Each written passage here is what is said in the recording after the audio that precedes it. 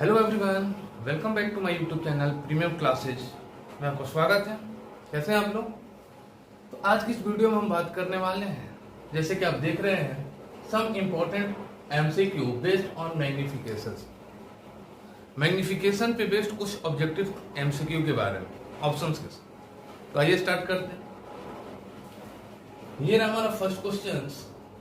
A concave mirror produces a magnification of +4, the object is placed. Magnification +4, कोई concave mirror जो कि magnification produce कर रहा है कितना, +4। हमें बताना है ऑब्जेक्ट इज प्लेस्ड, ऑब्जेक्ट को प्लेस कहाँ किया गया। तो देखिए, जैसी मैग्निफिकेशन का वैल्यू आपको मिला, ठीक है, तो इस पॉजिटिव साइन के साथ ये कैलकुलेट कर लेना है कि हमारा इमेज का नेचर क्या होने वाला है। ठीक है, तो नेचर अगर कैलकुलेट करें तो हमने बताया था कि अगर पॉजिटिव मैग्निफिकेशन हो तो इमेज क्या होना चाहिए, वर्चुअल। ठीक है, तो अगर मिरर दे दिया हमको कनकेव, अब ज्यादा कुछ करने की जरूरत नहीं है। जैसे कनकेव मिरर हमें दिखा, नेचर उसका वर्चुअल दिखा, मतलब कनकेव मिरर में कंडीशंस केवल एक ही है जहां पर वर्चुअल इमेज का फॉर्मेशन हो सकता है। And what is that positions? When object placed between AF and P, तो option number C is a right answer. Okay, अब ज्यादा प्रोसेस नहीं करना है, केवल नेचर हमने देखा, नेचर वर्चुअल, कनकेव मिरर में ही ऐसा कंडीशन है जहां पर वर्चुअल इमेज का फॉर्मेशन हो सकता है। तो विदाउट टाइम वेस्ट किए हुए ऑप्शन नंबर सी जो होगा हमारा राइट। आइए चलते हैं सेकंड क्वेश्चन के ऊपर। सेकंड क्वेश्चन है हमारा, a mirror form an image which is 30 centimeter from an object and twice its height. A mirror from an image which is 30 centimeter from an object, मतलब image जो है हमारा वो object से 30 सेंटीमीटर डिस्टेंस पे है, and twice its height, object के height का डबल है। मतलब हाइट ऑफ ये जो दिया ट्वाइस, मतलब ये हमें मैग्निफिकेशन शो कर रहा है। और ये जो हम मैक्सिमम क्या कर रहे हैं, a mirror from an image which is 30 centimetre from an image, मतलब इमेज और ऑब्जेक्ट के बीच का जो डिस्टेंस है वो 30 सेंटीमीटर, मतलब उनके बीच का डिस्टेंस देखा जाए तो इमेज डिस्टेंस और ऑब्जेक्ट डिस्टेंस के बीच का हमारा जो टोटल डिस्टेंस है वो 30 सेंटीमीटर है।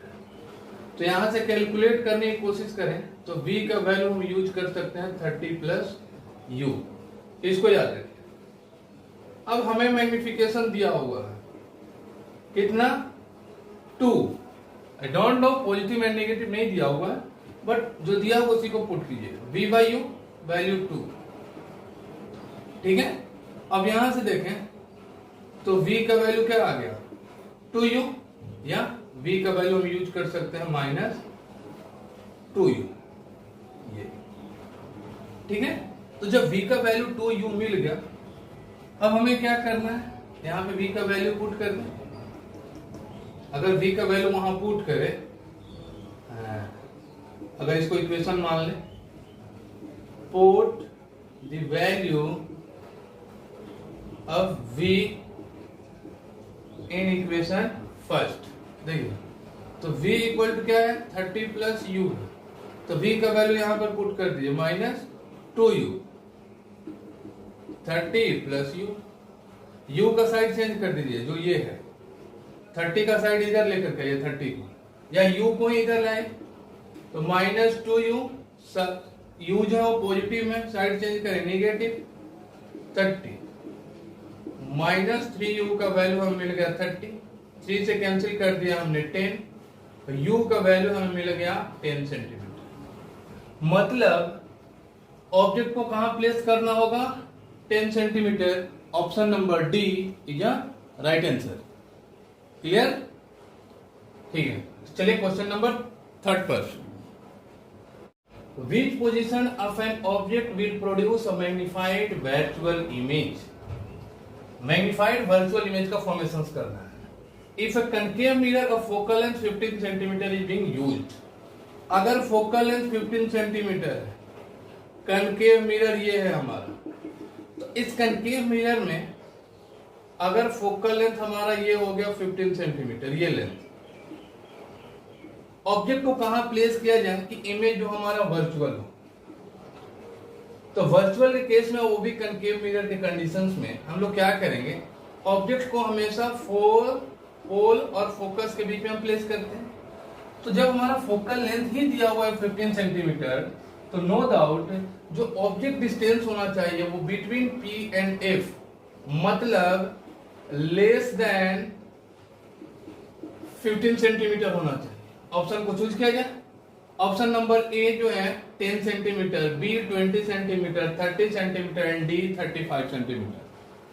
मतलब अगर ऑप्शन नंबर ए देखा जाए जो 15 से लेस देन है, अदरवाइज ये सब के सब क्या है, जो बी सी और डी ऑप्शन है वो फोकल लेंथ के पास है, और फोकल लेंथ के बाद की अगर बात की जाए पीछे, तो ऑब्जेक्ट डिस्टेंस जो होता है और इमेज जो फॉर्म होगा वो रियल होगा। तो वैसे क्वेश्चन में ऑप्शन नंबर ए देखा जाए तो हमारा राइट आंसर है 10 सेंटीमीटर। ठीक है, तो ये हमारा फोर्थ क्वेश्चन जो बहुत ही इंपॉर्टेंट है। देखिए क्वेश्चन है ऑब्जेक्ट डिस्टेंस, यानी कि ऑब्जेक्ट को अगर 50 सेंटीमीटर पर प्लेस किया जा रहा है तो मैग्निफिकेशन जो प्रोड्यूस कर रहा है वो -1/2।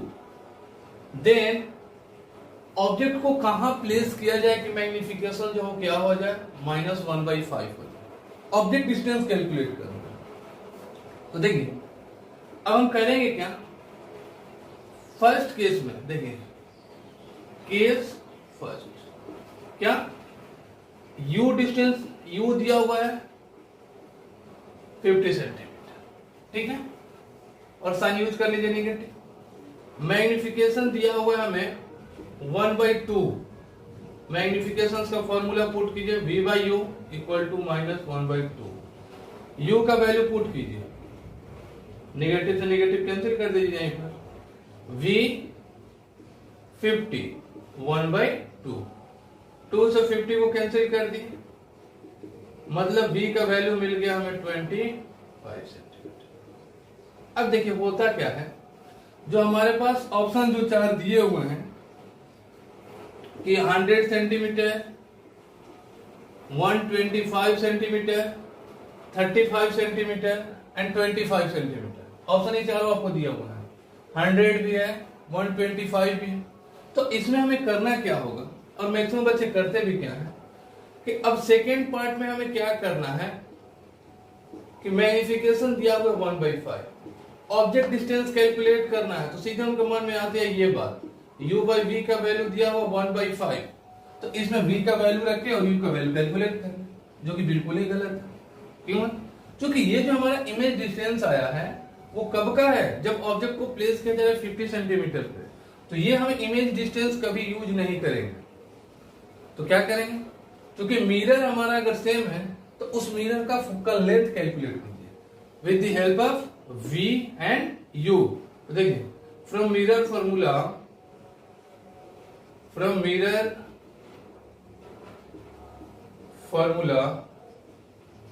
1/f equal to 1/v plus 1/u। Value put करें, v का वैल्यू दिया हुआ है 25 प्लस u का वैल्यू 50 दिया हुआ है।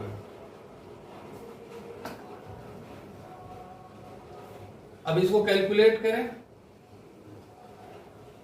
1/f का जो वैल्यू है 25 और 50 का एलसीएम 50, ये होगा -2 -1, मतलब -3/50, 1/, ये वैल्यू आ गया। देखिए अब इनका हेल्प लेकर के मिरर फॉर्मूला तो वहां कैलकुलेट कीजिए। देखिए अब केस जब सेकेंड हम लेंगे, वहां मैग्निफिकेशन दिया हुआ -1/5, ठीक है, तो अब -v/u का वैल्यू हमें -1/5 कैंसिल कर दी, 5 जाकर इधर मल्टीप्लाई किया, यानी कि u का वैल्यू हमें मिल गया कितना, 5, ठीक है ना। अब मिरर फॉर्मूला यूज कीजिए, from mirror formula 1/f equal to 1/v plus 1/u।